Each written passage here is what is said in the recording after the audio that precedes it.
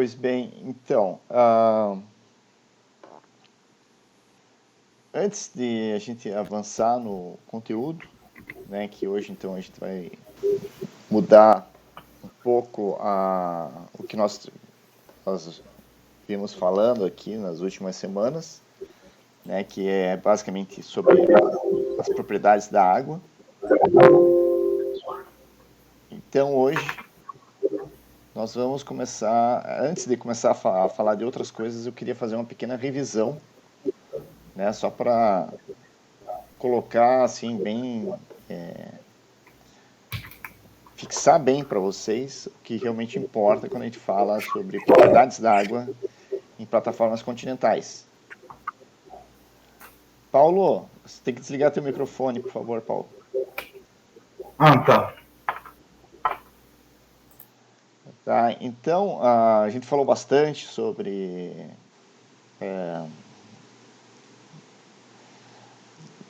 várias coisas, mas assim, o grande enfoque foi sobre temos variações de salinidade, temos variações de temperatura, mas o que realmente importa são as variações do campo da densidade. E aí tem todo um arcabouço teórico, né, para dizer como que nós conseguimos obter essa informação, né, a partir de uma ferramenta muito importante que se chama-se equação do estado da água no mar, que permite que a gente, através de medições de temperatura e de medições da condutividade, e aí usando toda uma parametrização para transformar a condutividade e temperatura em salinidade, e aí sim, usando a salinidade, que já foi estimada pela temperatura e condutividade, a temperatura, que foi medida por um termistor e sensor de pressão, aí a gente consegue ter essa variável, que é extremamente importante, que é a densidade. Então, a densidade, se vocês lembram de física, né, quando o professor falava de um corpo, né, e da dinâmica de um corpo, lá, assim, quando a gente fala de corpos sólidos, né, a gente realmente usa a massa. A massa é o que interessa, porque você sabe que aplicando-se força sobre aquela determinada massa, você vai mudar o estado de movimento daquele corpo. Mas quando a gente fala de fluidos, massa torna-se extremamente relativo. Porque você não tem como isolar uma massa de água do oceano, né? Então, quando a gente trabalha com fluidos, é a densidade que importa, né? Tipo, porque a densidade, o que é? Ela sintetiza de uma única variável tanto volume quanto massa, né? As duas propriedades importantes da matéria. Pois é, daí a gente falou, nas últimas aulas, né, a gente falou como que a densidade varia em função da salinidade e temperatura, né? E daí podemos sintetizar, por exemplo, como que a temperatura afeta a densidade. Isso é pergunta para vocês, né? Para vocês puxarem um pouquinho,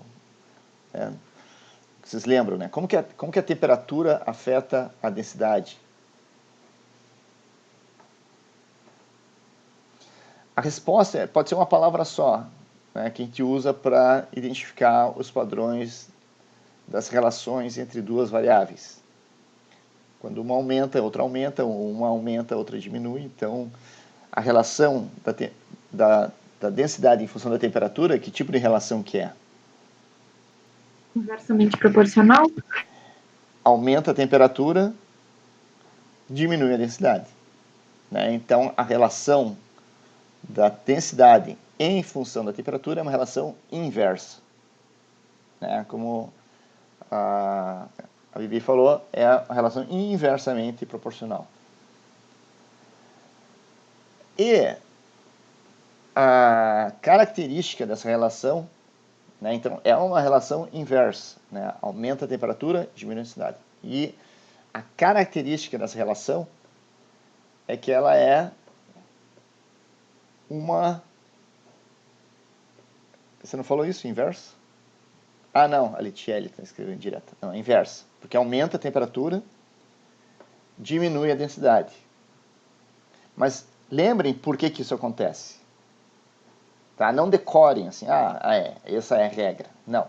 Pensem assim, ó, tipo, vocês têm cérebro, né? Então pensem, por que aumenta a temperatura, diminui a densidade? Porque aumenta o estado de agitação das moléculas e a mesma massa vai ocupar um maior volume. Então a densidade, que é a razão da massa pelo volume, diminui.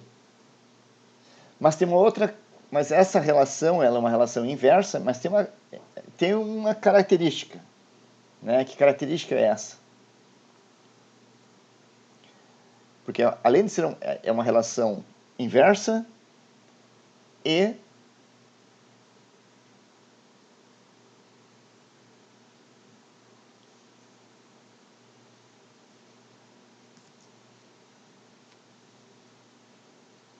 não linear. Tá. Ninguém falou nada, mas relação não linear. Não importa qual não linear é. Não é um seno, não é assim, mas ela é não linear. Significa que a taxa de mudança, né, o diferencial, muda dependendo de onde você está no domínio da temperatura. Né? Então, em baixas temperaturas, muda menos o diferencial, em maiores temperaturas, muda mais. Tá? Então, porque a taxa de mudança é uma propriedade da função, que é importante a gente saber também. Já quando a gente vai falar da salinidade, né, como que é a relação da densidade em função da salinidade?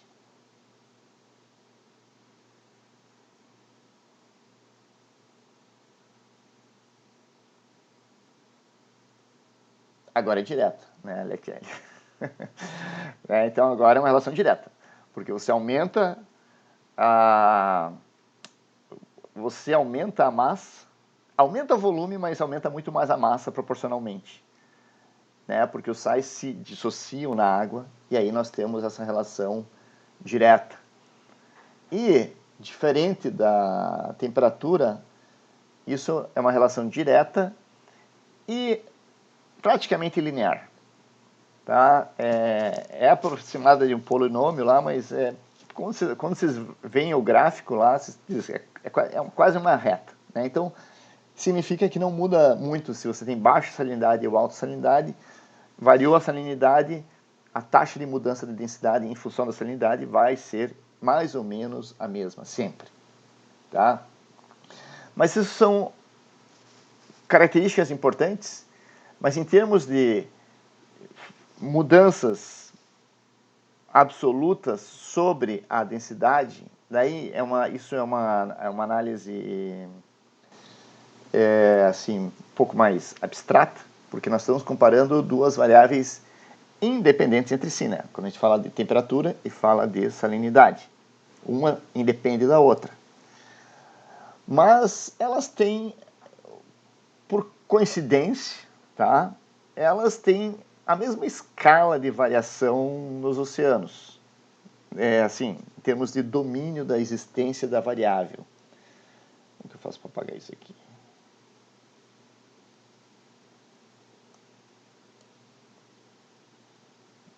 Aqui tem uma barrinha chata na minha frente, aqui, mas vai ficar então. Porque quando a gente fala o domínio da salinidade, né, nós estamos falando de alguma coisa que varia entre 0 a 37.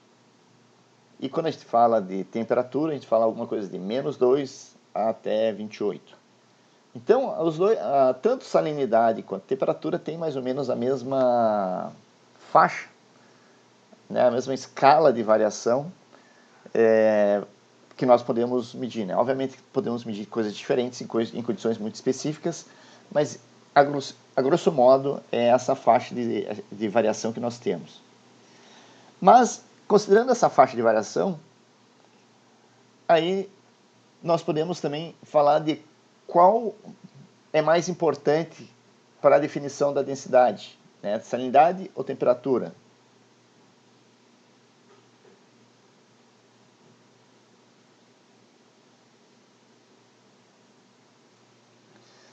Mudando uma unidade de sal ou mudando uma unidade de temperatura, de graus Celsius, né, ou de PSU, qual que é mais importante para a variação da densidade?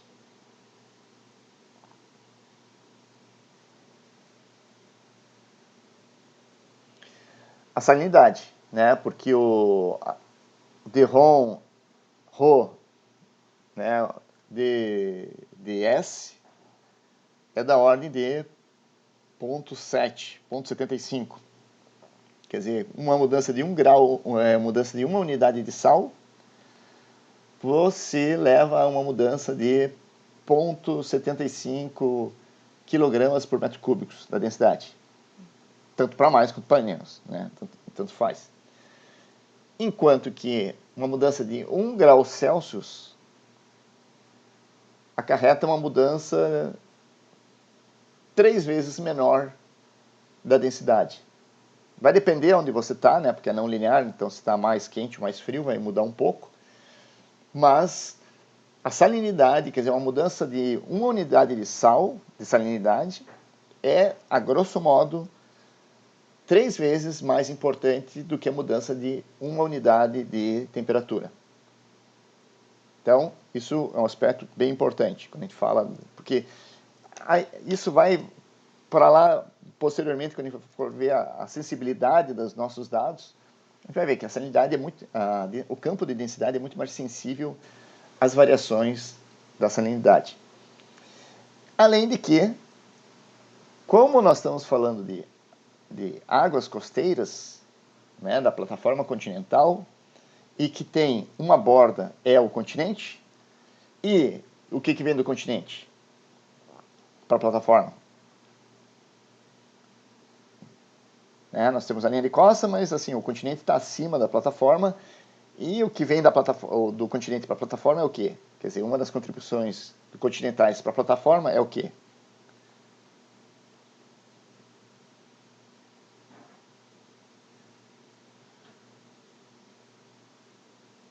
O que vem do continente para a plataforma continental, gente? A água doce. E a água doce, para a salinidade, o que ela é?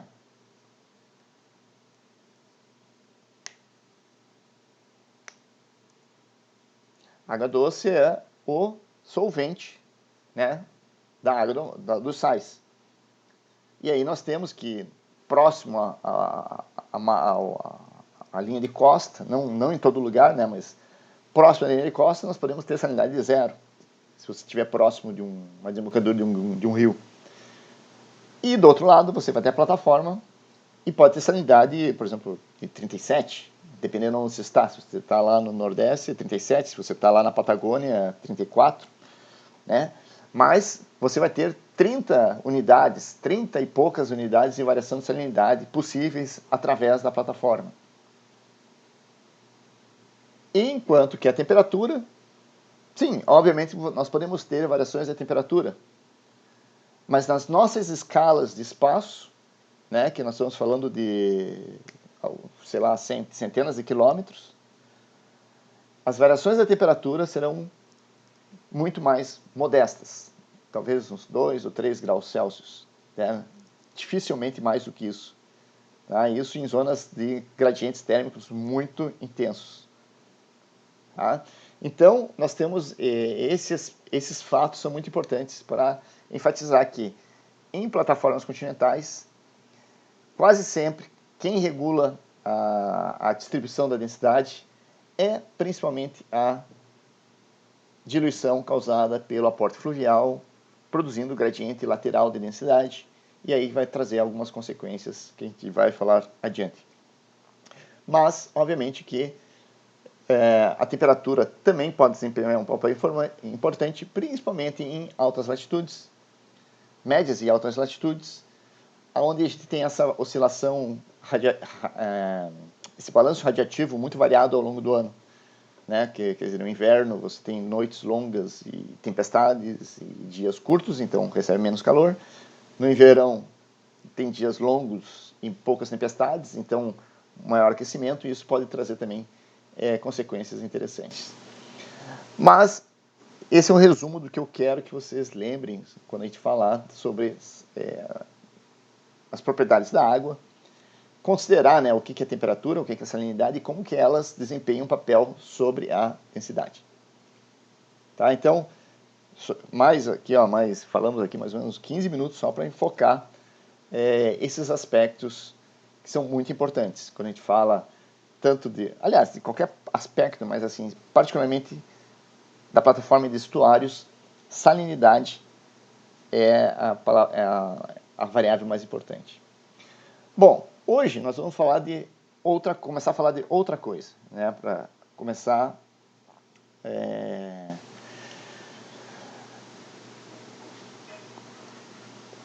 quando a gente fala, está falando de água, a gente está falando de um problema que é a plataforma continental, que a gente já viu a questão de como que a gente tem as escalas espaciais e temporais que afetam esse volume, né? Então, antes de mais nada, deixa eu ver aqui. Estou compartilhando a tela.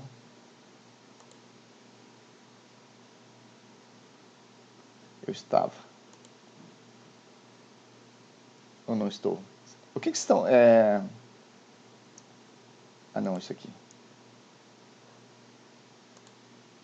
Share.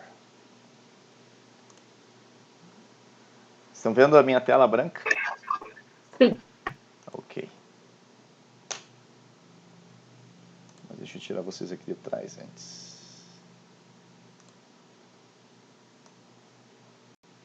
Vou passar vocês para cá, porque daí eu vejo o chat. E aqui volta pro... Então, deixa eu fechar isso aqui. Então, né, nós temos aqui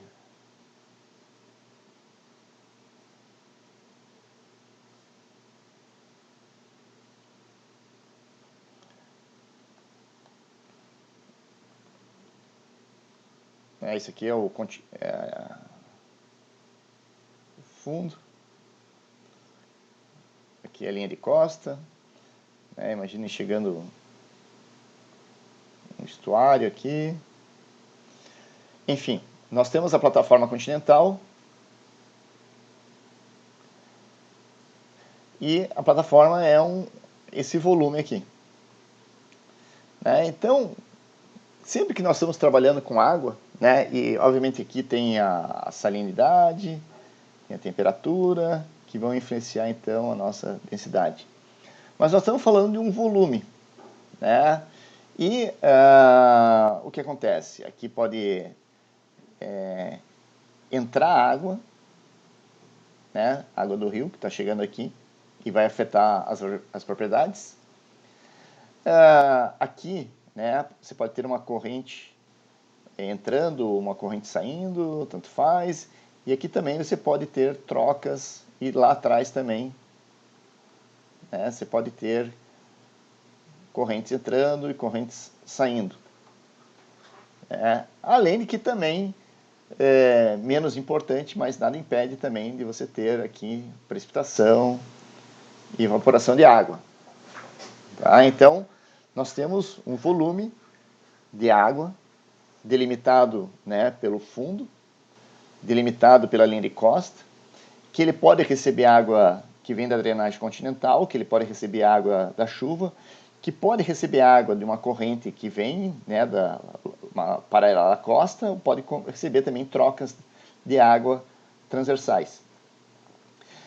E esse é um aspecto importante, porque nós esperamos que... então, nós temos aqui um volume, né? E nós esperamos que em uma escala de tempo maiores do que dias, mas menores do que possivelmente séculos, assim, não é tão definido assim, nós vamos ter que a nossa variação do volume ao longo do tempo tem que ser zero. O volume da plataforma, o volume de água, né, quando a gente fala assim, o volume de água da plataforma, ele não aumenta e o volume de água também não diminui. E nós podemos fazer uma afirmação como essa, né? Quer dizer, ao longo, assim, em uma escala de tempo, digamos assim, entre horas a dias, nós podemos ter isso aqui diferente de zero. Por exemplo, se a maré está subindo, uma questão de horas, o volume está aumentando, se a maré está descendo, o volume vai diminuir. Ou se você tem uma onda, uma tempestade, e pode causar um empilhamento de água na plataforma, ou você tem uma condição de vento para a ressurgência, onde você vai fazer girar o volume da plataforma. Então, em uma escala de horas a dias, você vai ter variações do volume da plataforma, que pode ser pequenos, mas vai ter. Bem como que numa escala de tempo de séculos ou de milênios, então isso aqui também não é exatamente verdade, isso aqui também vai ser diferente de zero, especificamente agora, que a gente está com a tendência de subida do nível do mar, Alguém sabe qual que é a tendência de subida do nível do mar? É um número importante para, assim, que seria, assim, já que os sonógrafos, estudam os mares e problemas costeiros, etc e tal, é bom ter uma ideia de qual é a taxa de mudança do nível do mar médio global, Alguém sabe aqui? Alguém chuta um valor, assim, para nós? Antes de eu responder? Não, vou esperar um chute de vocês. Alguém aí me dê um valor, assim, quanto vocês acham que é a taxa de mudança média do nível do mar global? Tem lugares que o nível está mudando mais rápido, tem lugares que o nível está mudando mais devagar, mas em média, nós temos um bom valor médio baseados em satélites altimétricos dos últimos 40 anos. Então, gente, que valor vocês acham que é?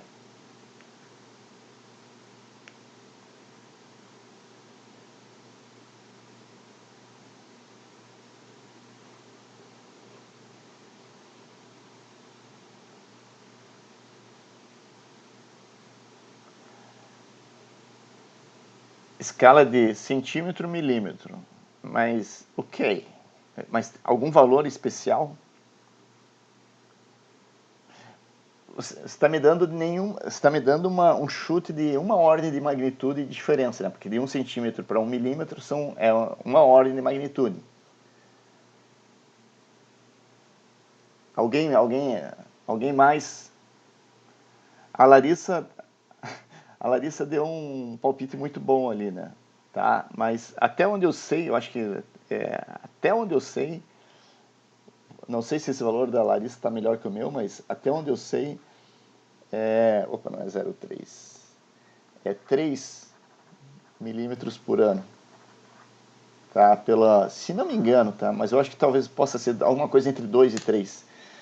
Pelo site da NASA lá, eles colocam isso aí. Porque eles têm os satélites altimétricos dos últimos 40 anos e a média global é da ordem de 3 milímetros por ano, ou 2, 2 ou 3.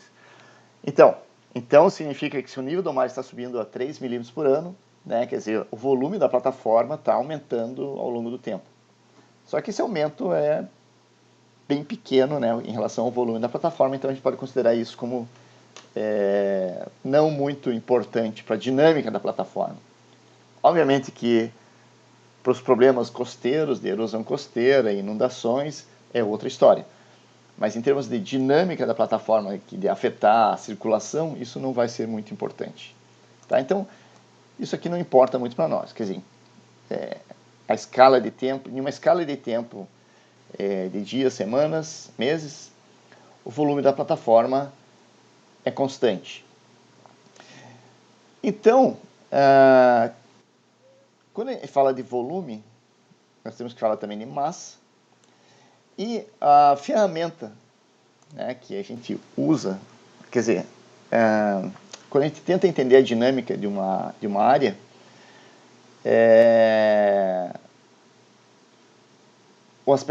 um dos aspectos fundamentais é a questão da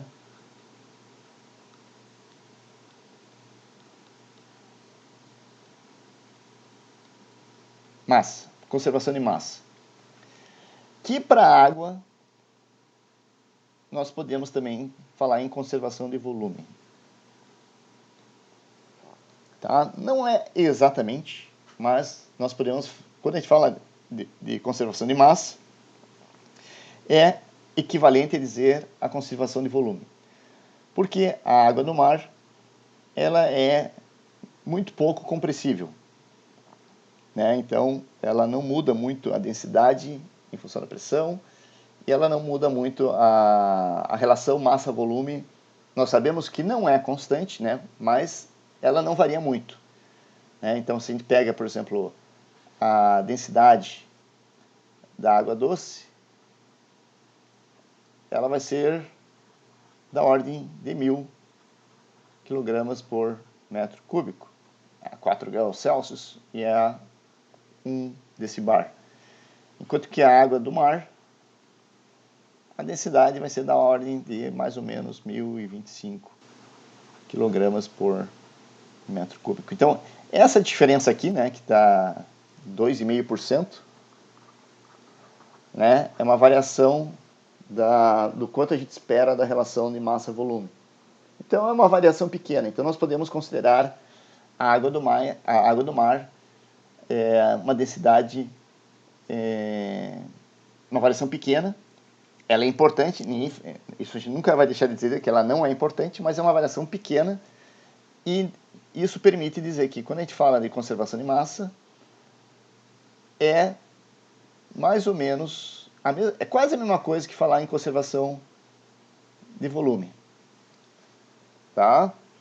São duas propriedades diferentes, mas para a água, conservação de massa é equivalente a dizer conservação de volume, porque a variação da densidade é pequena. Bom, conservação de massa é um dos alicerces fundamentais na mecânica dos fluidos, né? Então, é um dos elementos fundamentais para a gente entender como que os fluidos se comportam. Um deles é a conservação de massa. O outro alguém lembra quem que é o outro alicerce fundamental da mecânica dos fluidos? Conservação de massa e conservação do que mais?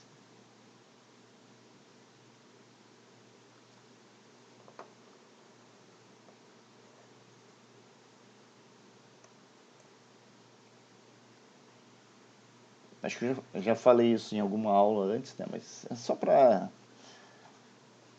lembrar de Pavlov aqui, né? Então, os dois alicerces fundamentais para entender a dinâmica de fluidos é a conservação de massa, que a massa conserva, né? Você não tem destruição de massa, você não tem criação de massa. E o outro princípio qual é? Princípio de conservação do quê?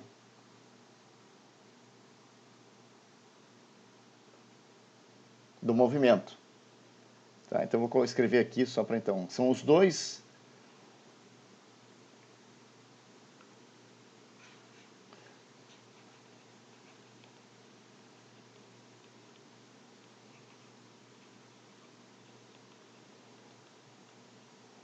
que é conservação do movimento, é a segunda lei de Newton.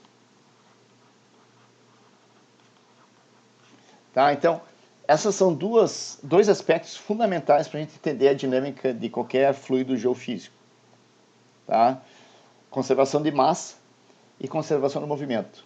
Hoje nós estamos falando especificamente da conservação de massa, outro dia nós vamos falar da conservação do movimento.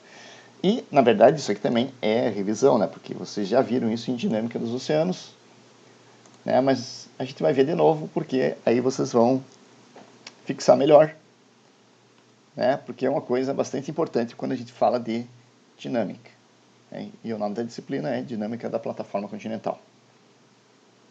Bom, falar conservação de massa, conservação de volume, né? Opa, apaguei aqui, volta. Falar de conservação de massa, conservação de volume é uma coisa bastante, assim, parece ser trivial, Mas, às vezes, assim, no cotidiano, a gente se esquece de que essas coisas existam. Né? Então, assim,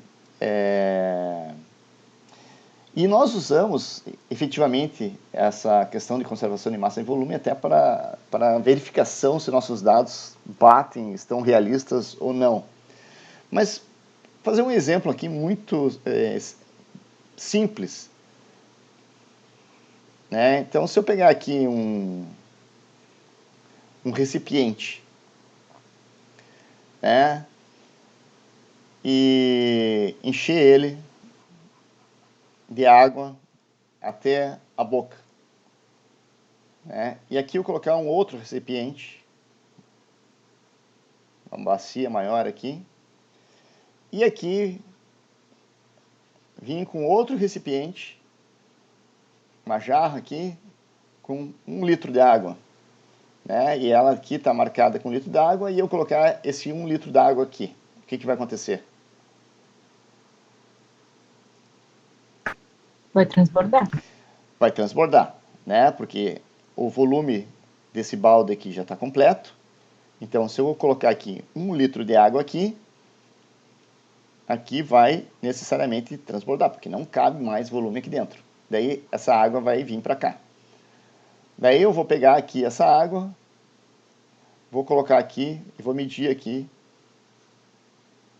E quanto que tem que ser medido aqui?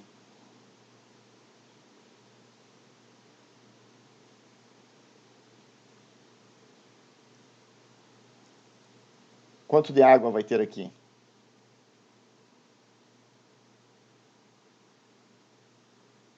1 litro. Né? Então, isso é o exemplo mais óbvio que a gente pode falar de princípio de conservação de massa. Né? Então, eu tenho aqui um volume, digamos que a minha plataforma continental aqui. E se eu coloco um volume a mais, uma unidade de volume a mais, aqui no caso eu estou usando 1 litro, tem que sair. E o que aconteceria se eu tivesse aqui e tivesse medido 0,8 litros?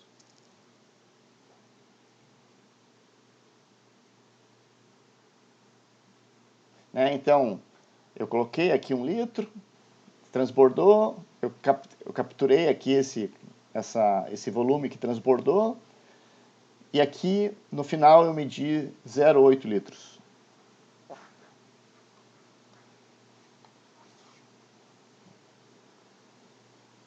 O que vocês acham disso?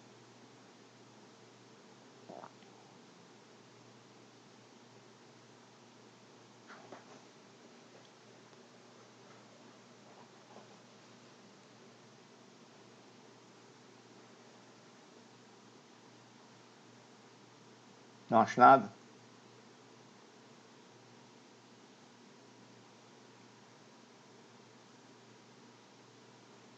Eu coloquei 1 litro. Coloquei 1 litro aqui dentro do balde. O litro transbordou. Quer dizer, o volume equivalente que eu coloquei aqui transbordou. E esse volume aqui eu peguei, coloquei, medi ele e deu 0,8. Coloquei 1 litro. E aqui eu peguei 0,8 litros. O que vocês acham disso?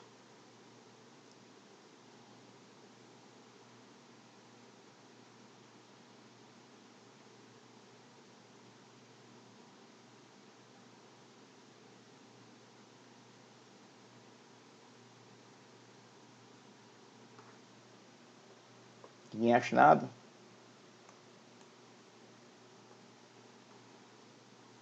Você tem que achar alguma coisa. Acharam legal? Acharam feio meu desenho? O que vocês acham? Eu coloquei 1 litro de entrada e na saída eu medi 0,8 litros, 800 ml. O que vocês acham dessa situação?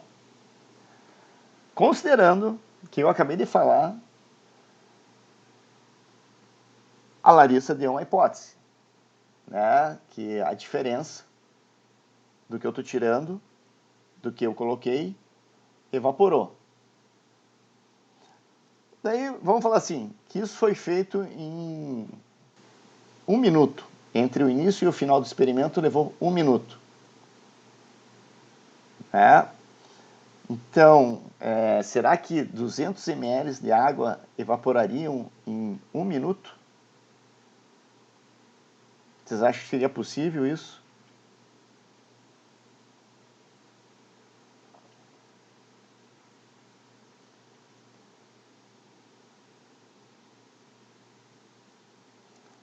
Não, eu também acho que é pouco provável evaporar. Vamos fazer, não, vamos fazer o seguinte, assim, vamos, assim, só para vocês terem ideia que isso que nós estamos fazendo é um exercício de escala, né? Mas vamos pegar aqui uma informação,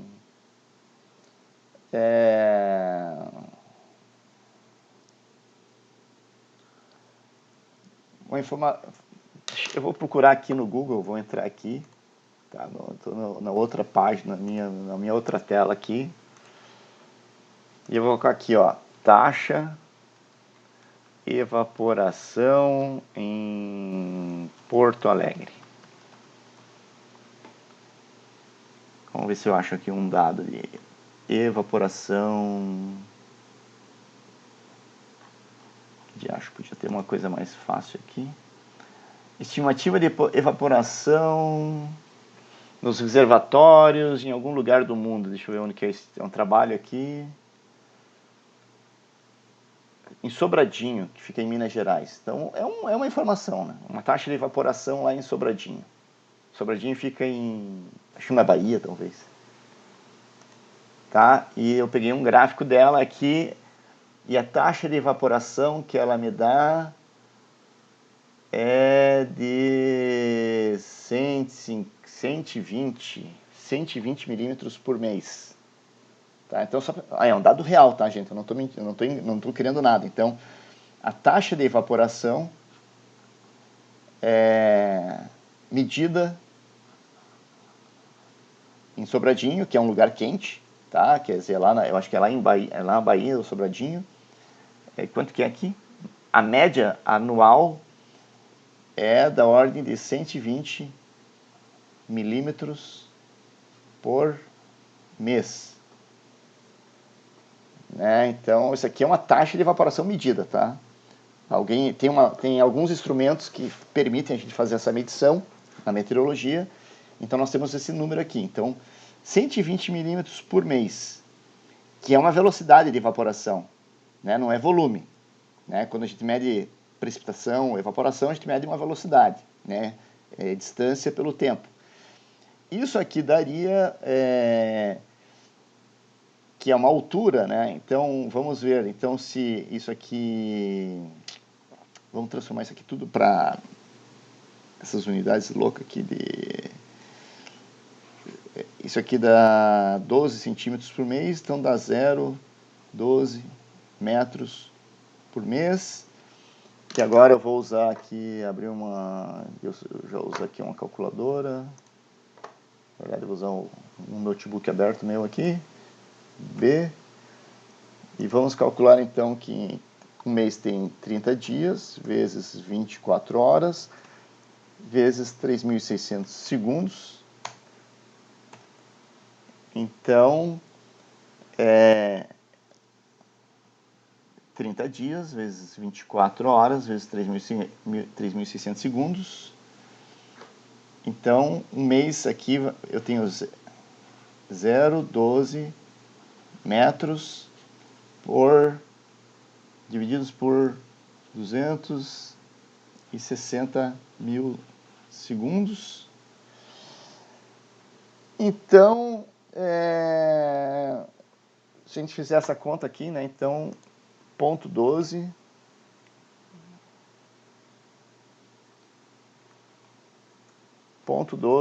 dividido por esse número aqui, eu vou ter, isso aqui dá,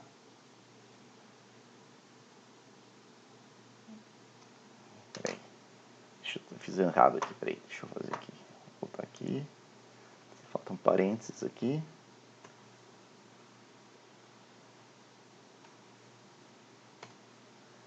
Vai dar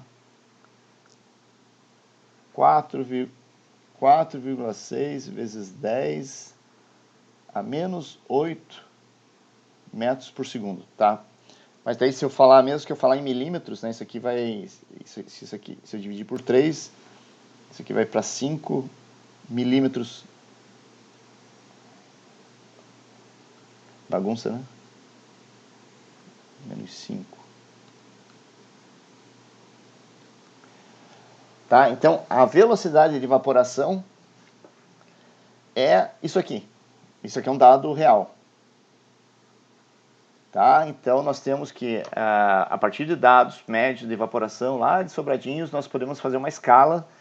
E agora nós temos uma ideia de que a taxa de evaporação da água é a velocidade com que a água evapora, né? Quer dizer que eu poderia, para mim saber o volume, eu teria que multiplicar pela boca do copo, mas eu acho que a gente não precisa.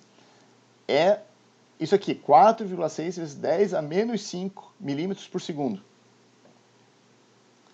E aí nós podemos, então, voltar, né, à pergunta que eu acho que é muito pouco...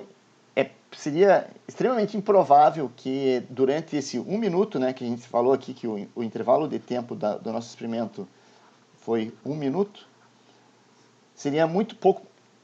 Seria impossível que 200 ml de água tivesse evaporado durante 1 minuto, em condições de temperatura ambiente. Mesmo fervendo, não evaporaria, eu acho que seria pouco provável de evaporar 20% do volume em apenas 1 minuto, tá? Então vocês viram aqui que eu fiz uma escala aqui, tá? Isso aqui se chama-se análise de escala, pegando um dado que eu peguei na internet aqui. Então a gente vê que essa possibilidade que a Larissa levantou é uma possibilidade, mas não procede porque a velocidade com que a água evapora é muito lenta em relação à escala de tempo que eu estou executando o meu experimento. Tá? Então a gente pode descartar, baseado em números, né, que eu catei aqui na internet, nós podemos descartar a hipótese de evaporação. Concordam comigo? É razoável a minha defesa desse argumento?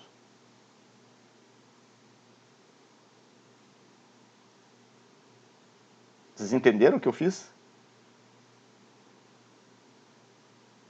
Tá? Porque foi colocado uma hipótese. A Larissa, né, levantou uma hipótese. Tudo bem, é uma hipótese. A gente assim, nossa hipótese ela tem subsídio, né? Então o que eu fiz? Eu peguei uma informação que está publicada lá, eu achei na internet, que é um dado, e a partir desse dado a gente fez uma análise desse número, e com esse número nós tomamos reavaliamos se isso é possível ou não.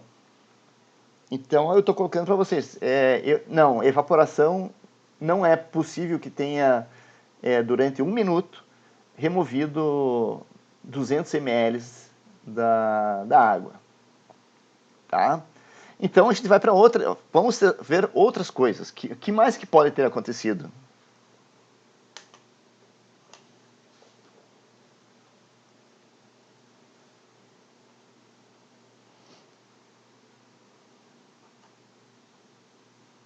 Que mais que poderia ter acontecido? O que mais pode estar acontecendo aqui para eu ter esse cenário aqui? Né? De eu colocar 1 litro e tirar 800 ml.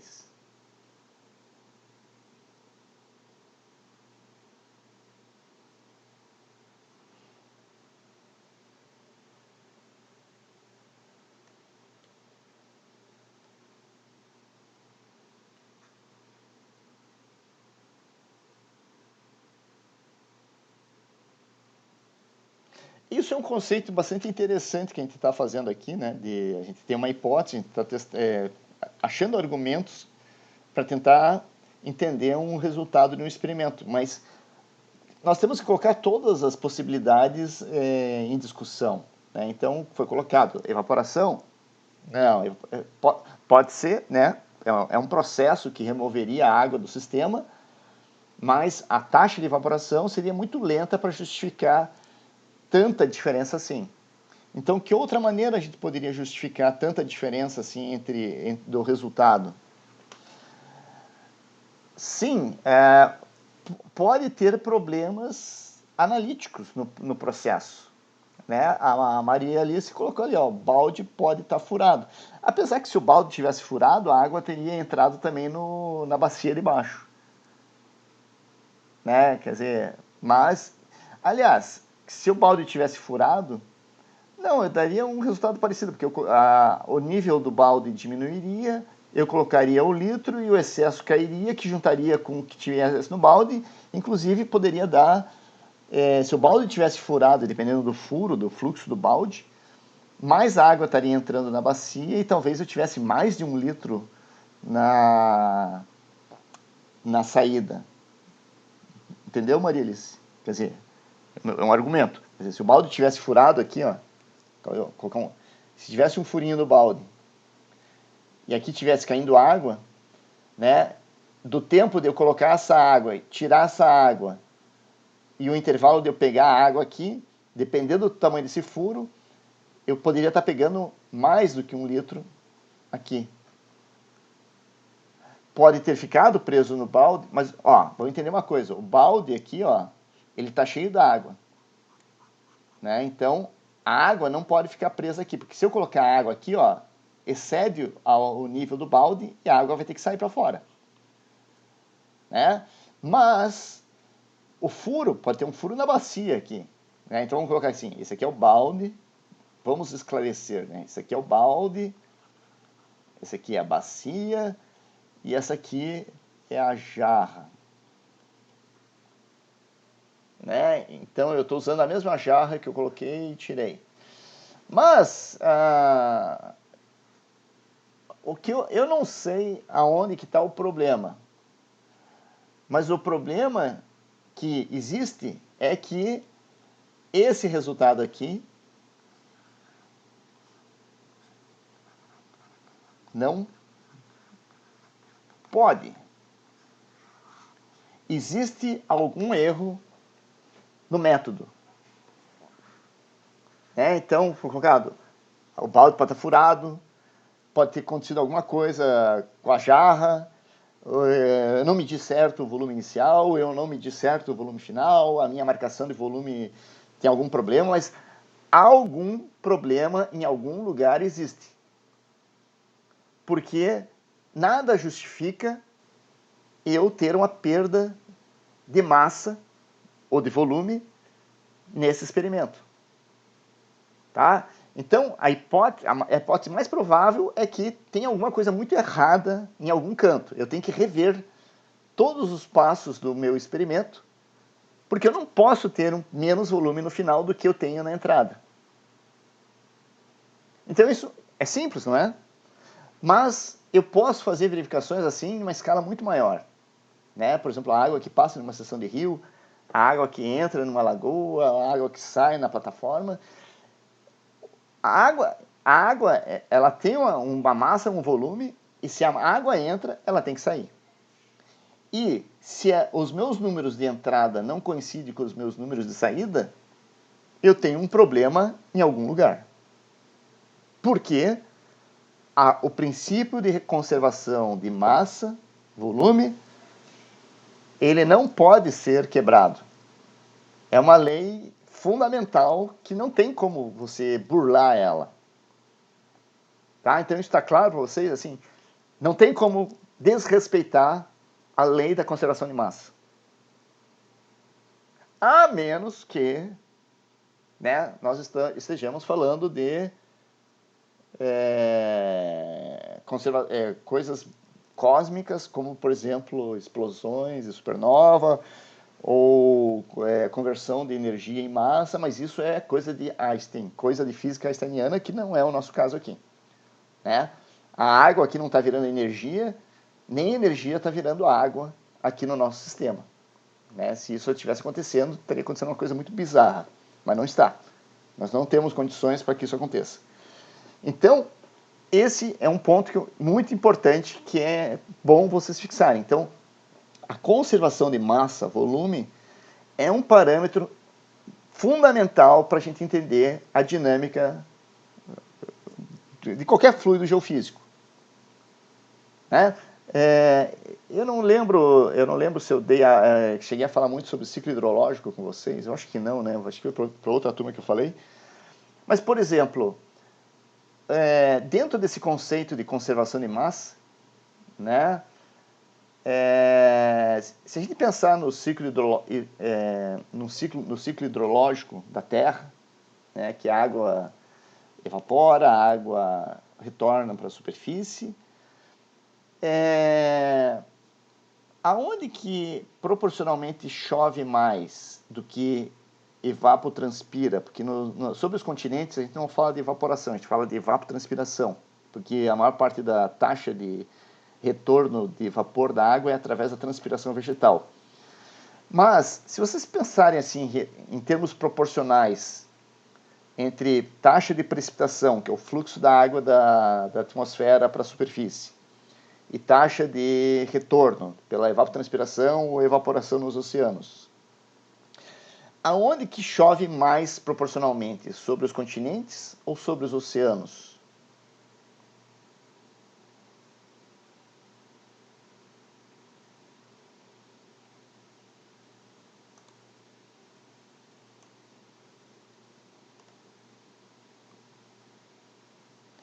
Então, nós temos que, no ciclo hidrológico, a água evapora, a água condensa, a água chove de volta para a superfície. Mas em termos proporcionais, aonde que chove mais? Né? Então, por exemplo, se eu tenho aqui nós temos o fluxo para cima e o fluxo para baixo. Aqui nós temos o fluxo para cima e o fluxo para baixo. Aonde que chove mais do que precipita, onde que chove mais proporcionalmente? Sobre os continentes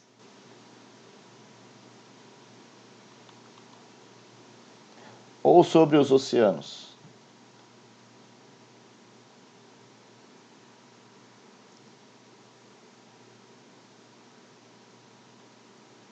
Sobre os continentes. E o que prova para nós que chove mais do que evapotranspira nos continentes? Qual que é a prova que nós temos disso? O que comprova que chove mais do que evapotranspira nos continentes do que evapora e precipita nos oceanos?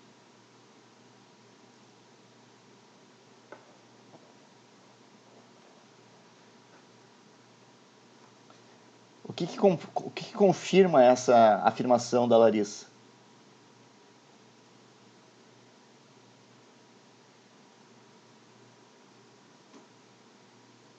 Como que nós, assim, nós tem uma prova incontestável de que chove proporcionalmente mais do que evapora nos continentes do que nos oceanos. E que prova é essa que nós temos? Pensem. O que está comprovando que está chovendo mais? Os rios. Né? Então, o que os rios fazem? Drenam o excesso de água que choveu sobre os continentes. E essa água está retornando para os oceanos. Né? E essa água, então, tem que voltar depois pela atmosfera dos oceanos para os continentes, novamente, que é o ciclo hidrológico. Né? Não vamos entrar nos detalhes, mas isso aqui é um exercício de conservação de massa, de nós justificarmos um fenômeno, quer dizer, o rio, o que é o rio? O rio é a drenagem do excesso de água que tem sobre a drenagem continental, sobre as bacias hidrográficas.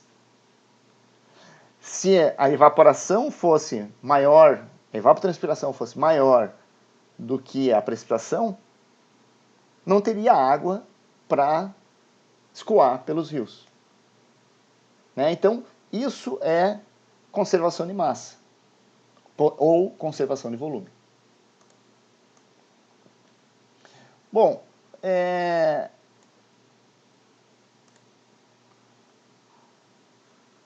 se nós e nós temos que, assim, como ferramenta de dinâmica, e depois, lá adiante, vocês viram,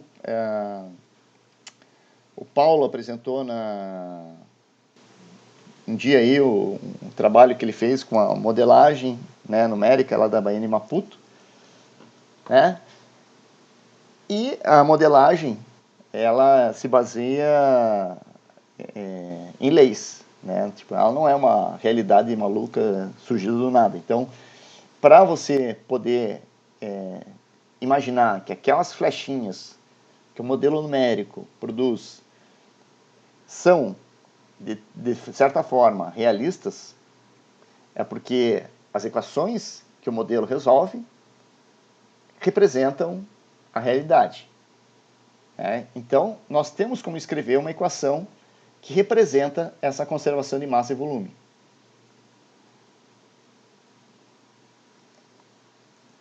Vamos fazer um exercício aqui de desenho.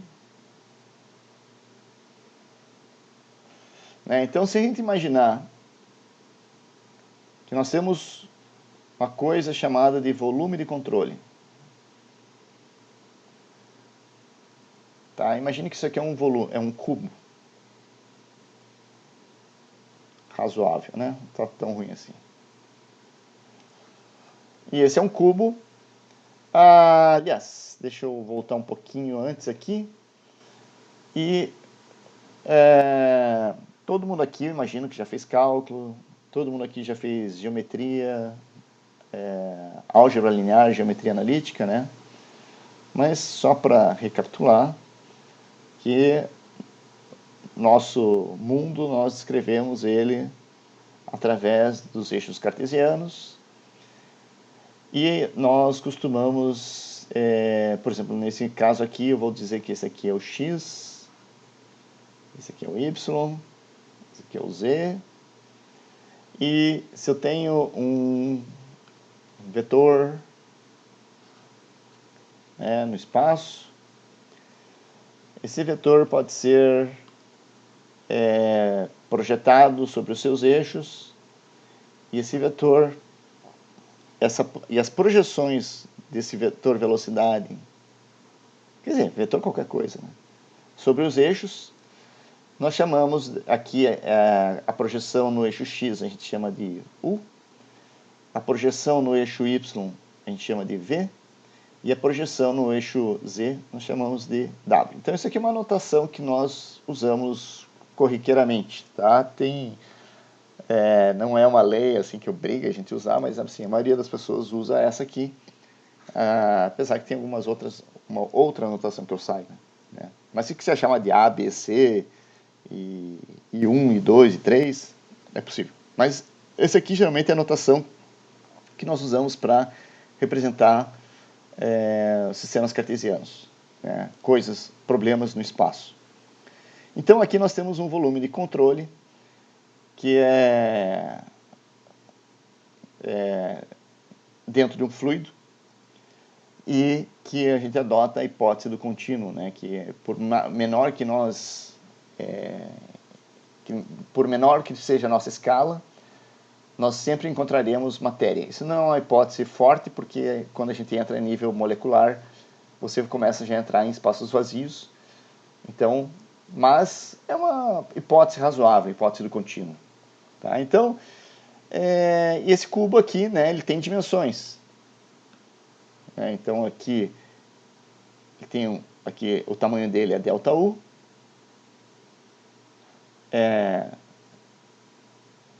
Se vocês ficarem confusos com alguma coisa que eu escrevi aqui, se manifestem, né? Então, delta, né? Essa aqui é a letra grega delta.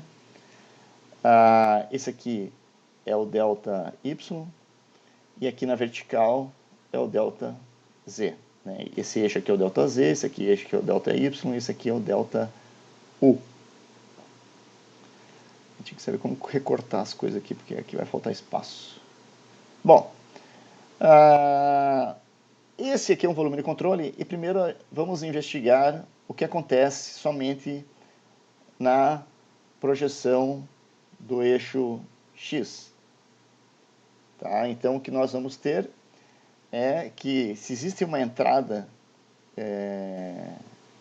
se existe um fluxo de massa, né, para dentro desse cubo de controle, para esse de volume de controle, essa entrada de massa, ela vai ser definida pela componente da velocidade, né, na projeção x, e pela densidade da água que tem aqui.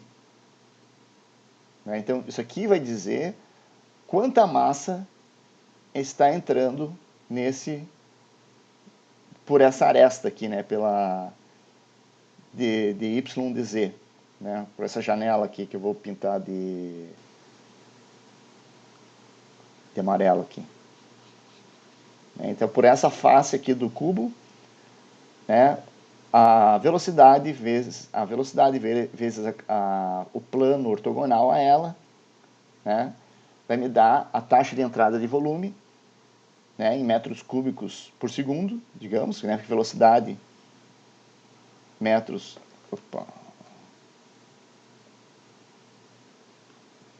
preto, né, se eu pegar a velocidade, metros por segundo, vezes a área, metros quadrados. Então, a velocidade vezes a área do plano ortogonal vai me dar metros cúbicos por segundo. E como eu tenho a densidade, se eu multiplicar pela densidade, né, a densidade vai ser quilogramas por metro cúbico, então aqui eu vou ter o fluxo de massa para dentro do fluido, para dentro desse volume de controle em quilogramas por segundo. Tá? Então, dimensionalmente está tudo certinho. Vou pegar isso aqui, não interessa. E o que vai sair do lado de cá? Né? Se está entrando lá aquilo, do lado de cá tem que estar saindo. Eu vou ter que apagar aqui nossos eixos cartesianos, mas vocês vão ter eles. Vou ter espaço aqui. O que vai sair? Aqui do lado de cá vai sair a velocidade, mais a variação da velocidade, o diferencial da velocidade, a taxa de mudança da velocidade no eixo x, pelo intervalo. Desculpem, gente, aqui tem um erro. Aqui é x.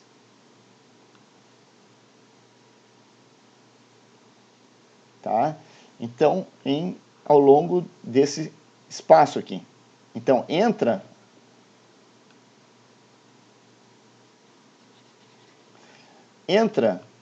U do lado de cá, na face amarela, mas quando sai aqui na face vermelha, vai sair o que? Vai sair o que entrou U, sai U, mais a taxa de mudança de U em função de x pelo intervalo de percorrido aqui, ΔX. E a mesma coisa vai acontecer com a densidade. Vai entrar ρ, vai sair ρ mais dρ dx ΔX. Entenderam até aqui?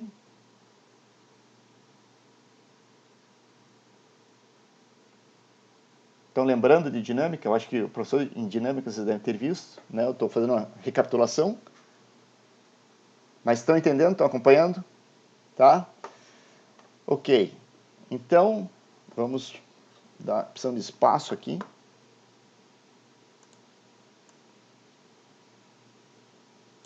Não sair da página aqui, mas está tudo bem. Então, só lembrando, né, que nós temos isso aqui. Tá? Então, agora é um pouquinho de álgebra. Então,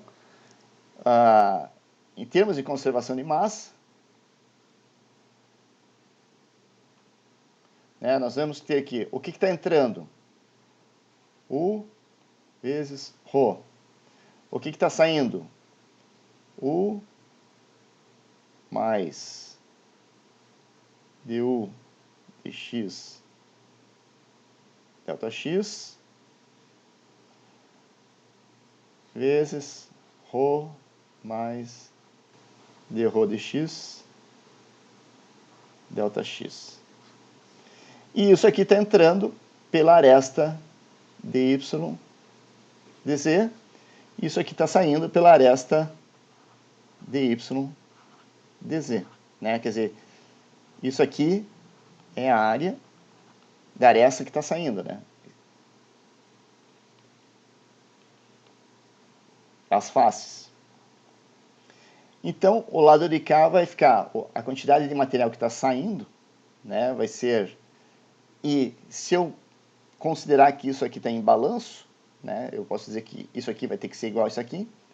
Então, eu vou ter que, do lado de cá, nós vamos ficar como... Multiplica isso aqui, vai ficar o...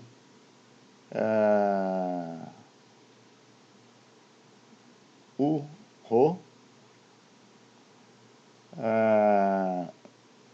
Tá, eu vou deixar aqui já o dρ dx, o dy dz.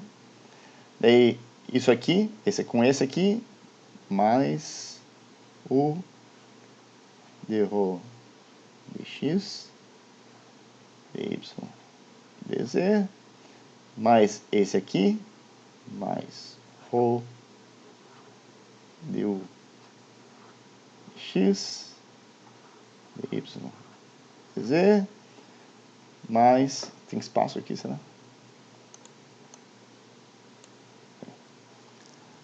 Mais o que?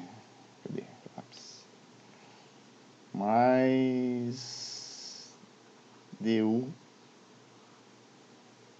dx, dρ dx.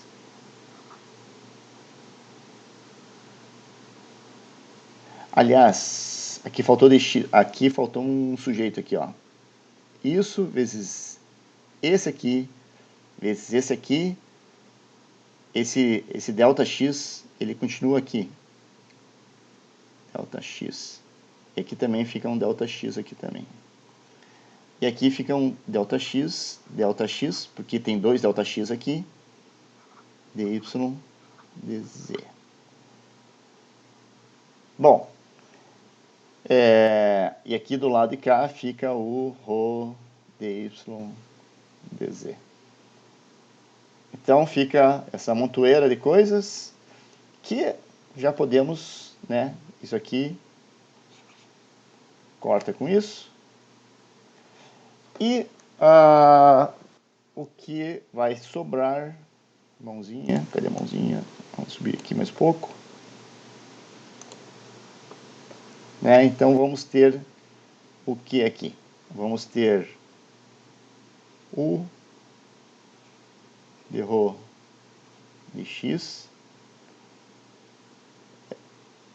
dx dy dz. Aliás, eu vou fazer uma coisa aqui, vou tirar isso aqui e vou isolar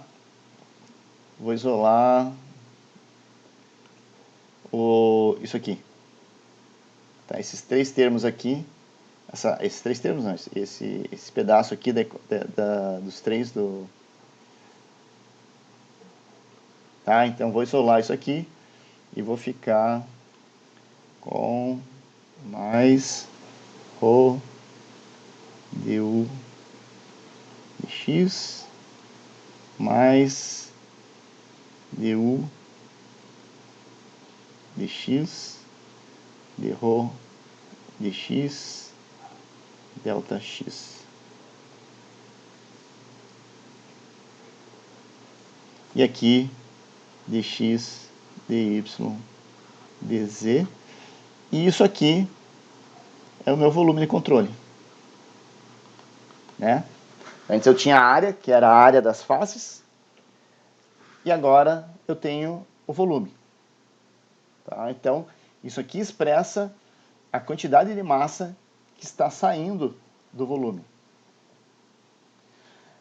Esse termo aqui, tá?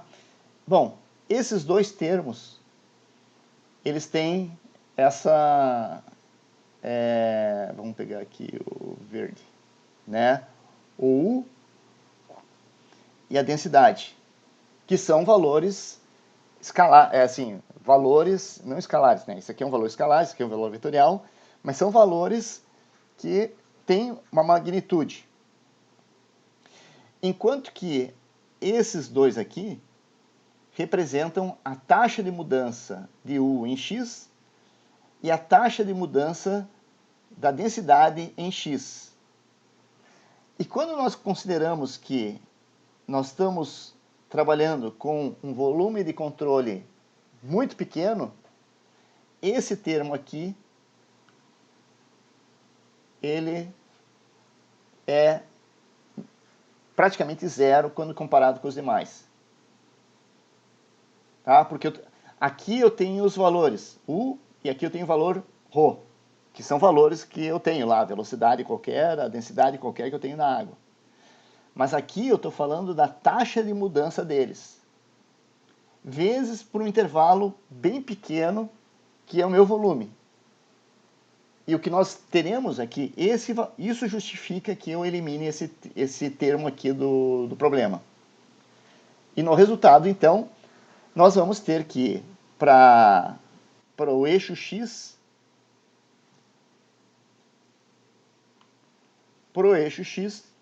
nós vamos ficar, então, com... Vamos ser coerentes aqui, manter um colchetes. U de ρ de x mais ρ de U de x, delta x, delta y, delta z. Tá? Então, isso aqui para mim expressa a taxa de saída de massa daquele volume de controle no eixo x. Eu vou ter que mudar de página, porque não cabe mais coisa aqui, tá? Então, eu não sei como, eu não teria como cortar e colar, mas vamos continuar aqui de cima. Vou subir aqui para ter mais espaço. Então, copiando aquilo lá para cá, nós vamos ter du dx mais ρ du dx mais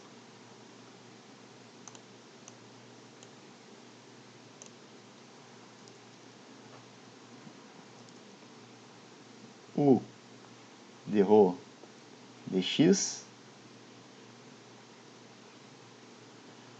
isso aqui vezes, delta x, delta y, delta z. E o mesmo nós podemos aplicar para as outras direções, né? Isso aqui é o que vale para x.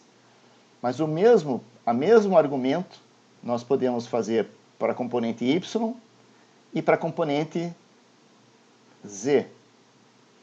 E aí nós vamos ter...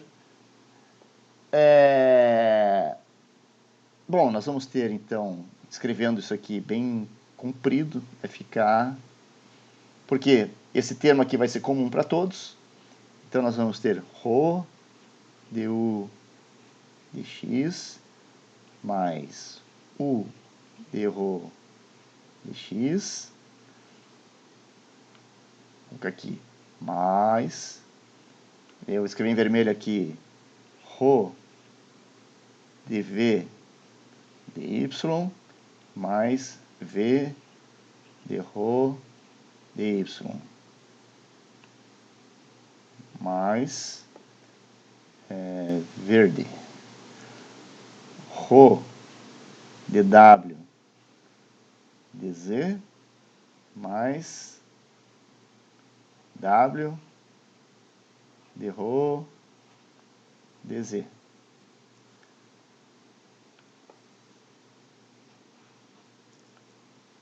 Delta x, delta y, delta z. Então, essa aqui é o resultado da saída do fluxo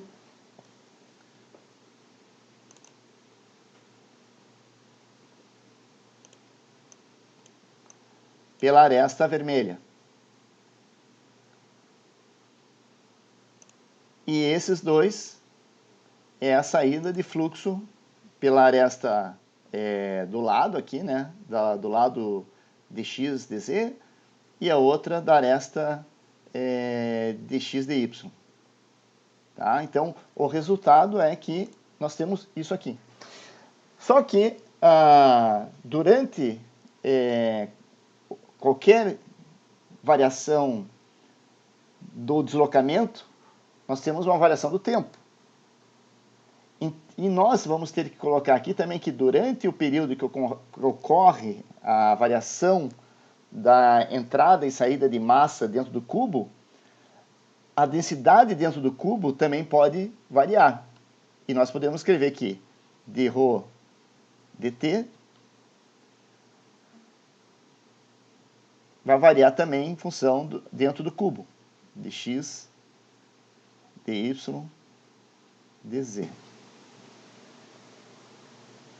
E isso aqui, escrito como conservação de massa, mãozinha, cadê você? Tá aqui. Nós podemos escrever isso aqui, e considerando que o meu volume é um volume unitário, né? Quer dizer, esse termo aqui tudo vira 1, nós temos uma equação escrita como dρ dt. E aí eu vou escrever, eu vou puxar assim, eu vou pegar esse aqui, mais o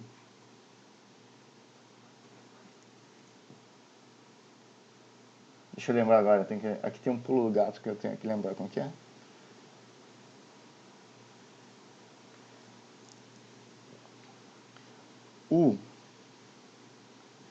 Isso, dρ dx, mais esse termo aqui, v dρ dy, mais esse termo aqui, w dρ dz, igual, agora eu marquei em vermelho aqui, esse e esse. E eu posso escrever, vou escrever em vermelho aqui, ρ du dx, aliás, isso aqui vai estar um menos, né? Mais dv dy mais dw dz. E eu posso passar isso aqui para o lado de cá, e esses 4 termos aqui, em notação de mecânica dos fluidos, nós conhecemos isso aqui como derivada total da densidade. E a gente pode escrever isso aqui como dρ dt. Então, preste atenção que até agora eu estava usando o dρ, né, como derivada parcial. Mas dρ dt, aliás, o dρ dt, u dρ dx, v dρ dy, w dρ dz, nós podemos escrever como d dt, como derivada total dessa propriedade. E aqui no caso a propriedade é a densidade. Então nós estamos mudando, né, o dρ, e todos esses 4 termos aqui podem ser escritos com essa notação aqui. E a densidade aqui passa para cá e fica igual a menos du dx mais dv dy mais dw dz. Tá? E isso aqui por si só,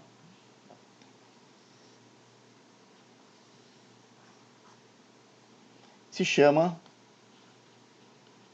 equação da continuidade de massa volume. Então, essa é a equação matemática que a gente usa matematicamente, né? É derivada desse jeito, que expressa que a massa e volume são conservados quando o fluido se movimenta. Lá no início, nós falamos que a água é um fluido quase incompressível. Aliás, antes de eu falar disso, eu sei que, assim, vocês não curtem muito essa parada de matemática, cálculo, né? Não vou generalizar, mas geralmente o pessoal não gosta muito, mas isso aqui é uma sequência para demonstrar, né, que como que nós chegamos numa equação, né, que essa equação não surgiu do nada, sim, tipo, alguém foi lá, inspirado um dia, escreveu uma equação e essa equação representa isso. Não, é uma equação analítica, né, que a gente deriva em função desses conceitos fundamentais, né, que se entra a massa no volume, a massa do volume tem que sair, e a massa pode ter uma variação interna também.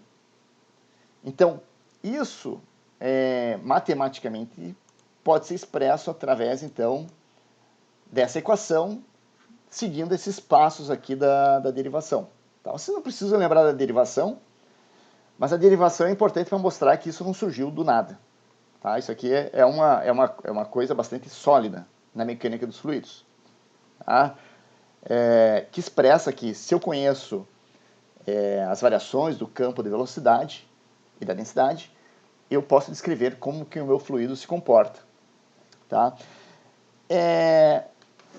Ok, gente? Tá? Não se preocupem com a derivação. Tá? Mas se preocupem em lembrar que essa equação não surgiu como um coelho numa cartola. Tá? Ela surgiu com argumentos matemáticos e um arrazoado físico.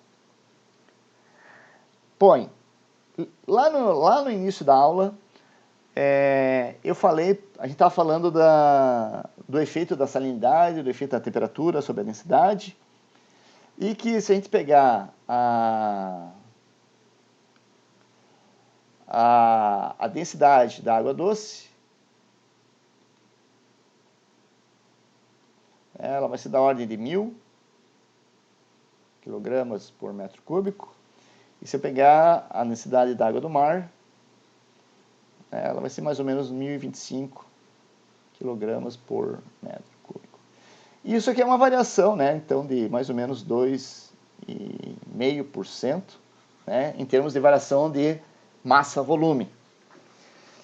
E, para muitos casos, eu posso dizer que isso aqui pode ser aproximado de que a densidade é mais ou menos constante. A gente sabe que ela não é, mas ela varia em 2,5% numericamente. E para muitos casos, se não a maioria dos casos, isso é uma variação muito pequena matemática, que quando eu for fazer os cálculos, não vai ter muita diferença eu usar 1000 ou usar 1025. Quando eu falar das forças do gradiente de pressão baroclínico, isso é outra história, gente. Mas quando eu falo de soluções de problemas matemáticos, numéricos, essa variação é bem pequena. Então, quando eu assumo que a densidade é constante, né, é um pressuposto que eu estou dizendo que o meu fluido é incompressível. E se eu disser que ela é constante, qualquer coisa,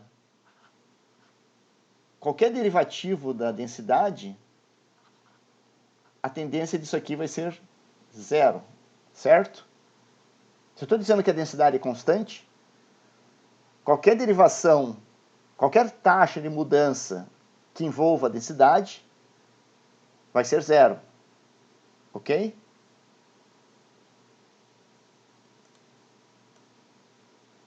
Esse é um passo importante, gente. Vocês entenderam o que eu disse? A densidade varia, a variação da densidade... Porque assim, parece que eu estou falando bobagem, porque eu investi tanto tempo falando da densidade para vocês, e agora eu estou dizendo que a densidade não varia, mas não é assim. Tipo, ela varia, ela é super importante para a geração do campo de densidade, para a geração de campo de variação do gradiente de pressão baroclínico, mas, numericamente, para muitos problemas, eu posso considerar que as variações do campo de densidade não afetam o resultado do cálculo. E assim, qualquer derivativa que envolva a densidade vai ser muito pequena, minúscula. Tal qual a gente tirou aqui em cima, a gente justificou a remoção desse termo aqui, porque é a taxa de variação da velocidade em x vezes a taxa da variação da densidade em x por um intervalo muito pequeno. Então esse termo aqui é muito pequenininho, então ele pode ser removido da equação. Então, usando esse mesmo argumento, nós podemos dizer que qualquer derivação, qualquer derivativa do campo de densidade vai ser um termo bem pequeno. Isso é o que, às vezes, nós podemos chamar de caneta de aproximação, agora como que lembra? Boussinesq. Tá? Então, e se eu fizer isso, se eu estou justificando que qualquer derivativa da densidade no x, no y, z ou no t é muito pequena, tendendo a zero, isso significa que eu posso descartar esse termo aqui e a equação fica, mãozinha, e a equação fica que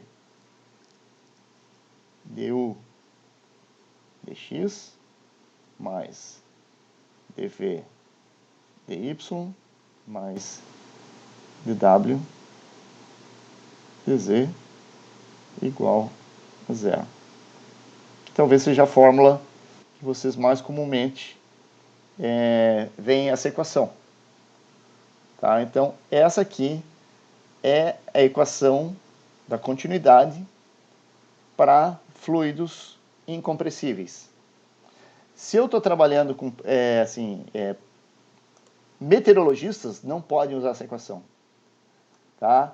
Meteorologistas têm que usar essa equação aqui. Por quê? Por que os meteorologistas não podem usar essa equação? Por que eles têm que usar essa equação aqui, gente? Você tem que me responder.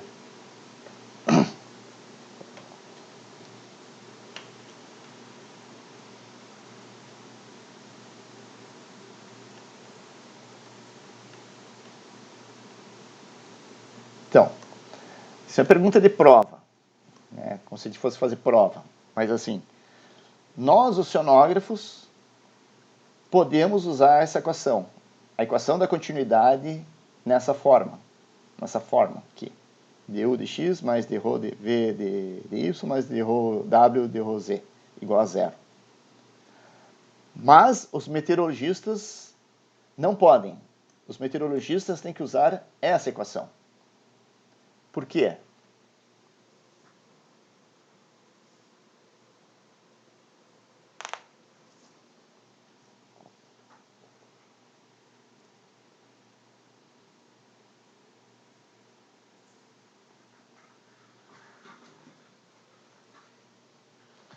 Porque o ar é bastante compressível, né? Então, se a gente pegar uma seringa, colocar água encher de água e apertar o êmbolo, não muda o volume.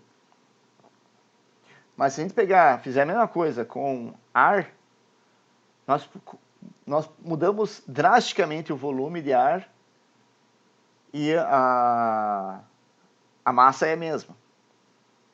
Então, a atmosfera, a relação massa-volume muda bastante, enquanto que no oceano muda muito pouco. Então, os problemas em que envolvem a meteorologia, você não pode desconsiderar a variação da densidade. Talvez em alguma situação ou outra, mas de via de regra, a densidade, a taxa de variação da densidade é significativa. Enquanto que em oceanografia, que nós estamos trabalhando com água, quer dizer, não oceanografia, mas hidrologia, hidráulica, qualquer coisa assim que nós estamos trabalhando com água, ou algum fluido líquido, que geralmente os fluidos líquidos serão geralmente incompressíveis, nós podemos usar essa equação aqui. Tá? E essa aqui é a equação que vai aparecer, quer dizer, o modelo numérico, aquele que o Paulo mostrou os resultados para vocês, usa essa equação aqui, junto com a segunda lei de Newton, ali, e com a equação de estado e mais outras mais, para poder gerar uma simulação numérica e mostrar como que varia, se comporta um fluido quando está sujeito a forças. Tá? Então, aqui acaba a nossa demonstração da equação, né? Que é essa equação, que são duas equações que vocês têm que saber, pelo menos, assim, tipo, é difícil dizer quais são as mais importantes, né? Mas são as duas equações fundamentais de dinâmica, né? A equação do estado da água do mar é uma equação fundamental para nós termos, para usar salinidade, temperatura, para estimar a densidade. Mas ela não é uma equação importante para a dinâmica, né? Ela é importante para a oceanografia. Mas para a dinâmica, são duas equações fundamentais. Uma é a conservação de massa, que é essa equação que vocês estão vendo aqui na tela, e a outra é a equação da conservação do movimento, que nós vamos falar dela possivelmente na próxima aula.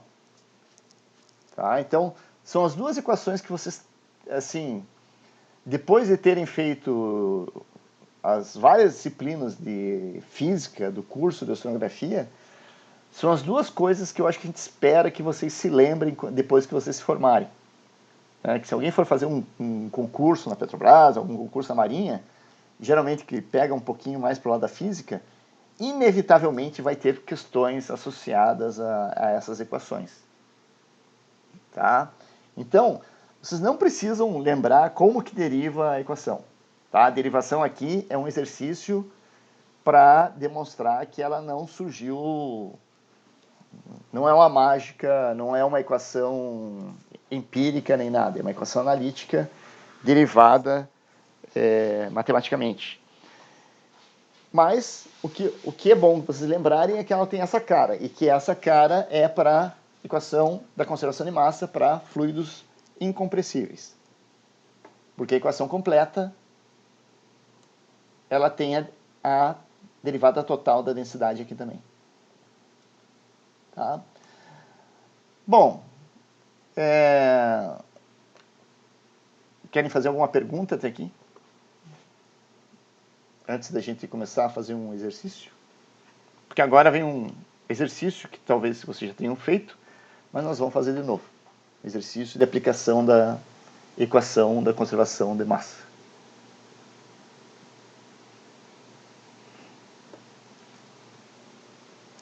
Nenhuma pergunta? Podemos tocar? Adiante.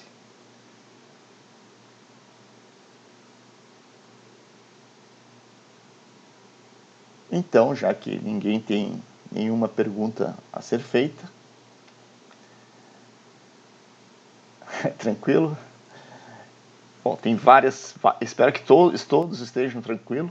Né? Bom, agora que está gravado, né, vocês vão poder ver a aula depois. Pois bem, então vamos agora, então ver aqui, então vamos pegar mais um uma página aqui, coloquei mais uma página aqui,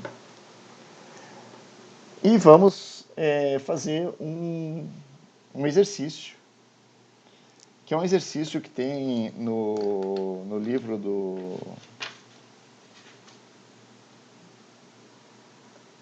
Eu acho que tem até na internet esse livro aqui já, o PDF, né, que é o Pons e Picard.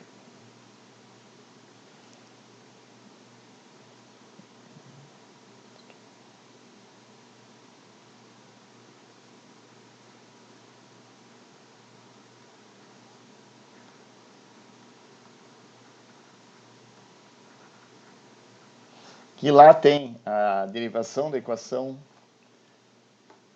e tem também um exercício de aplicação. Tá? E esse exercício é interessante, principalmente para nós trabalhando em plataforma. Tá? Em oceano também, mas em plataforma ele é mais interessante. Vamos pegar de novo aqui nossa plataforma. Aqui. Então nós temos a superfície do mar. Então imagine aqui a gente tem a plataforma, né, o terreno aqui.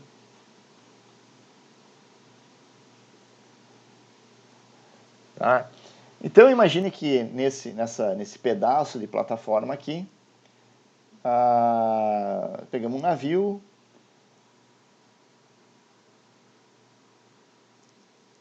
tá escrito Pond Picard, é o nome dos autores. Você não está lendo porque a letra está feia ou porque está ou porque que tá ok. Então um dia vocês vão ter que dar aula também. Vamos ver aqui então. Então vamos lá, caprichando na caligrafia aqui, então vamos lá. Pond e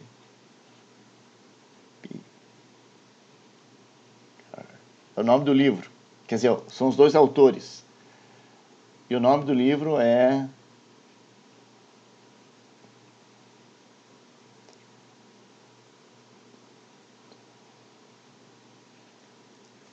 Introductory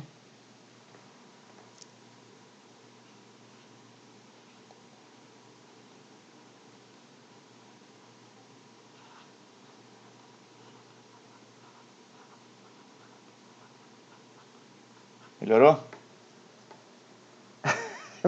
Não precisa, eu que tenho que pedir desculpas. Tá? Então, esse é o livro. É um livro, eu acho que é um dos melhores livros que tem na área de oceanografia dinâmica. Tem vários livros bons atualmente, mas esse foi um dos primeiros livros assim, mais populares de oceanografia física, porque ele é bem acessível a nível de graduação. Mas vamos imaginar aqui que nós estamos na nossa plataforma continental, nosso pedaço de problema do mundo aqui dos oceanos. Né? Então nós temos aqui esse volume aqui. E aqui nós colocamos aqui quatro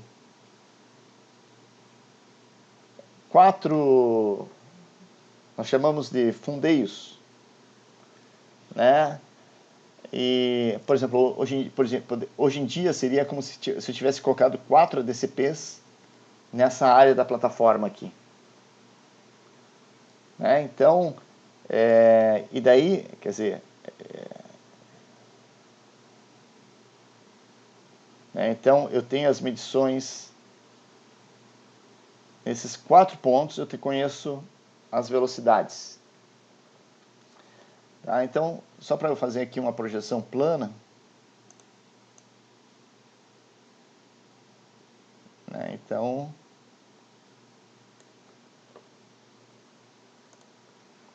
eu tenho a linha de costa,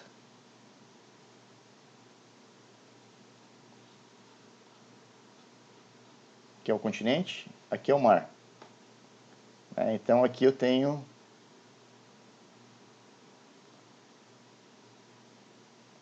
os 4 pontos. Vamos chamar de A, B, C e D. E vamos vamos considerar aqui, por exemplo, a distância entre essas duas linhas aqui, entre a linha AB e a linha DC. Digamos que isso aqui seja uma coisa em termos de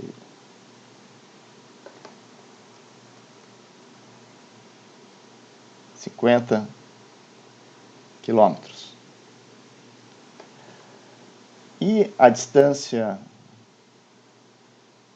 entre essas duas linhas aqui seja, vou colocar aqui 30 quilômetros. Tá? Então, esse aqui, vocês estão vendo aqui o mar, né, na plataforma, e eu tenho então esses quatro lugares onde foram instalados os equipamentos.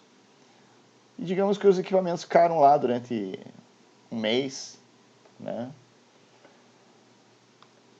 E agora, bom, para contextualizar, né, eu também avancei aqui, para contextualizar, mas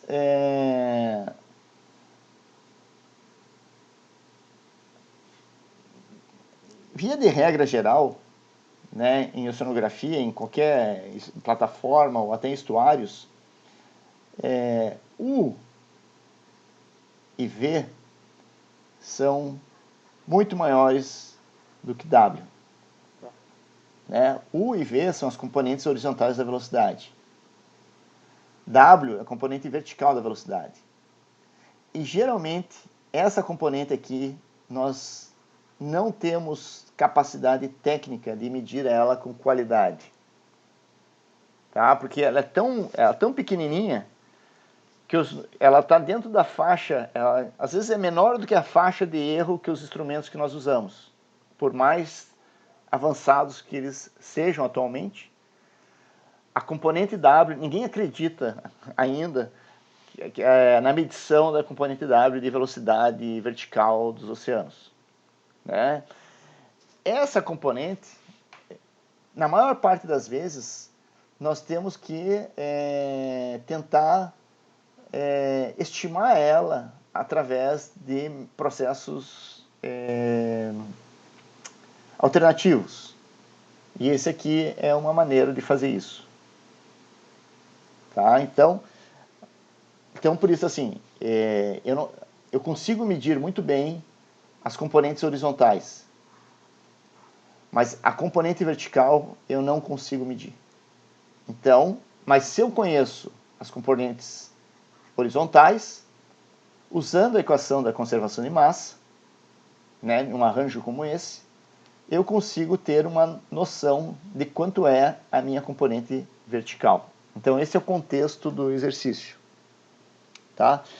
Então, para começar, nós temos aqui que os equipamentos ficaram lá durante, digamos, um mês, né, registrando. E também a componente W não tem muito sentido você trabalhar em uma escala muito pequena, você tem que trabalhar com uma escala de tempo maior. Então, por exemplo, nós temos os dados médios. E nós podemos dizer que, por exemplo, na estação A, o resultado foi que a velocidade média foi 0,22 metros por segundo e a direção foi igual a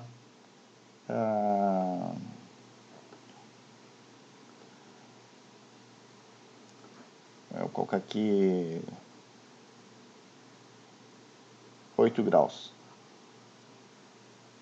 Tá, já que aqui é o norte está para lá. Então, já que nós estamos aqui já orientados no norte. Na estação B, eu tenho, vamos mudar isso aqui para cima. Eu tenho a velocidade de 0,28 metros por segundo e a direção de 11 graus.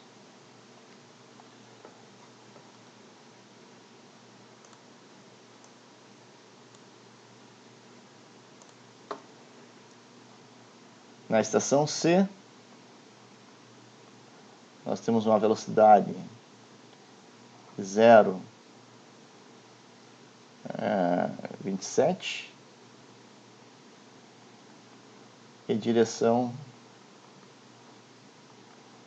de 10 graus. E na estação D, eu tenho a velocidade de 0,25 e direção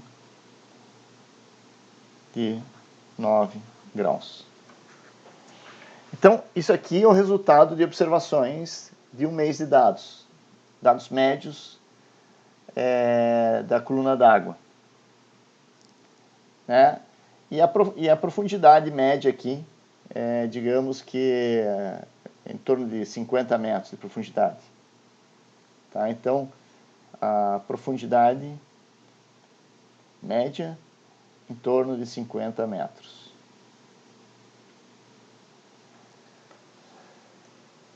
Então, com isso, né, tendo os valores de velocidade e direção para esses 4 pontos, nós podemos usar a equação da conservação de massa, né, que escrever ela aqui como du dx mais dv dy mais dw dz é igual a 0. Com esses dados que eu estou fornecendo, nós temos como calcular esses termos. Então, a equação pode ficar escrita como dw dz igual a menos du dx mais dv dz.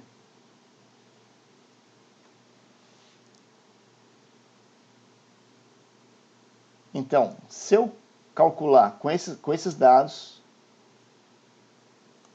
que eu estou fornecendo aqui para vocês, eu posso achar esses 2 termos aqui,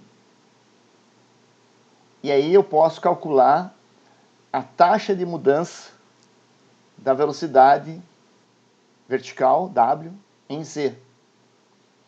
E com isso, aqui, uma vez que eu tenho a taxa de mudança, o diferencial da velocidade na vertical,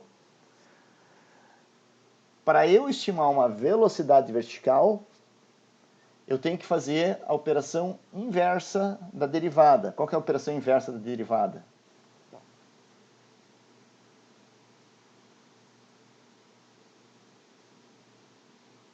Né? Então, se eu tenho isso aqui, eu posso, então, derivar de Z até a superfície de W dz,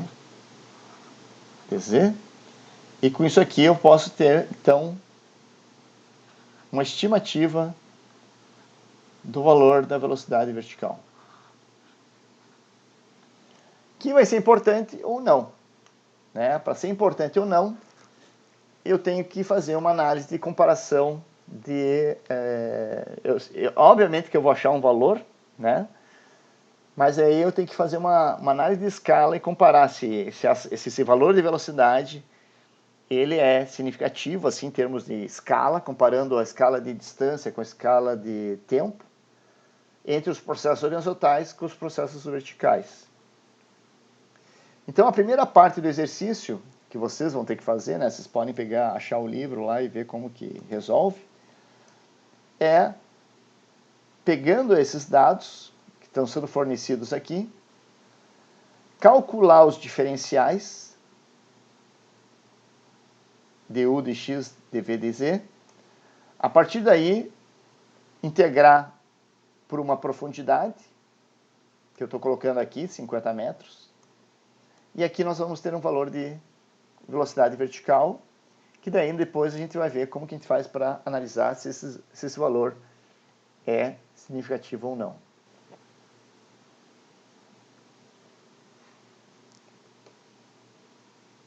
Vocês conseguem ver bem aqui o que está os números aqui para poder copiar? Depois eu vou colocar lá no YouTube, lá no acesso para vocês, né? Vocês podem ver aqui também como copiar.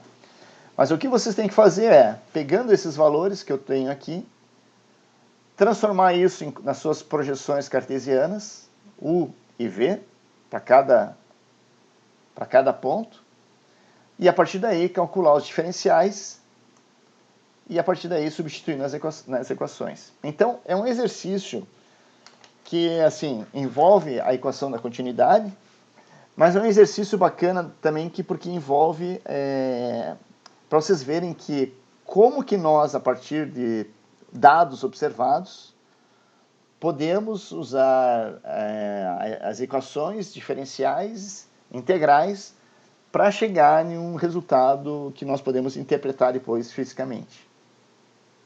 Tá? Eu não sei, por exemplo, assim, quando eu dava a dinâmica dos oceanos, eu sempre dava esse exercício. Eu não sei se vocês tiveram esse exercício já ou não, né? Se já tiveram, ótimo, porque daí vocês vão relembrar como que faz. E se vocês não tiveram, também vai ser ótimo o duplo, porque daí vocês vão estar tendo, então, esse contato direto para... Às vezes vocês ficam se perguntando por que vocês fizeram um cálculo, né? Então, aqui vai ter uma boa justificativa porque vocês fizeram um cálculo na universidade, né? Pelo menos aqui vocês vão usar um pouquinho. Alguma dúvida? Queiram perguntar? Daí,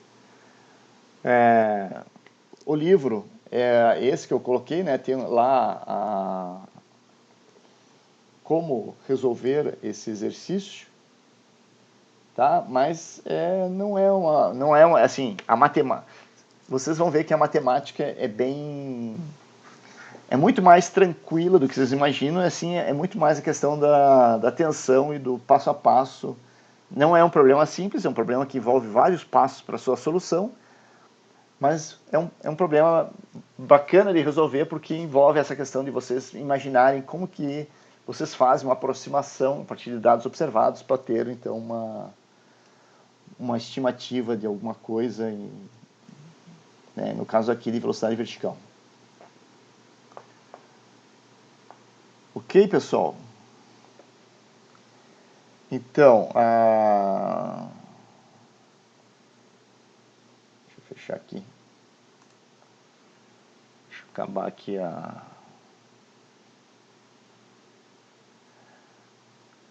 Estou perdido. Cadê? Tá aqui.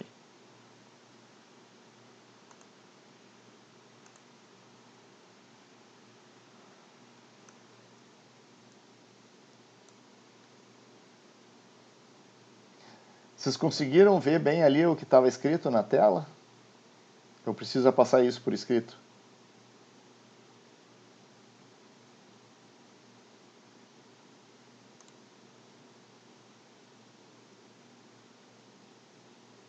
Bem. Tá. Então beleza. Então, tentem resolver o exercício, tá? E me entreguem individualmente, tá? Vocês podem até, né, trocar as ideias entre vocês, mas eu queria que vocês me entregassem isso individual, escrito à mão, tá? Feito o exercício à mão. Escaneiem e mandem.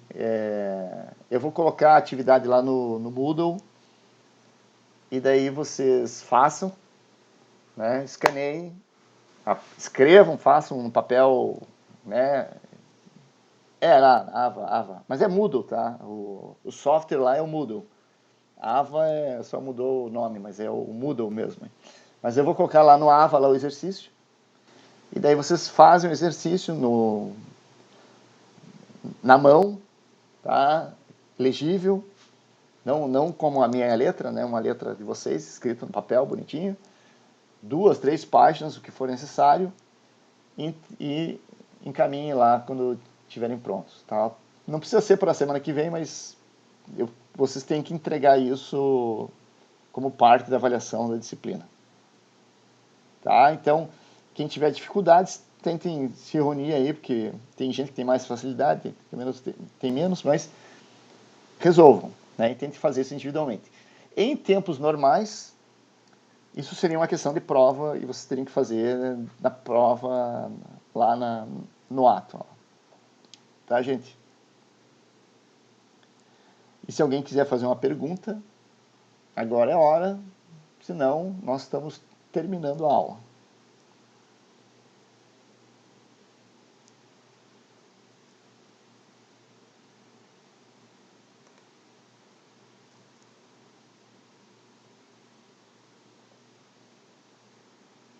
Tá ok, então? Então tá, ninguém tem dúvidas? Então tá, pessoal. Até semana que vem, então. Tchau.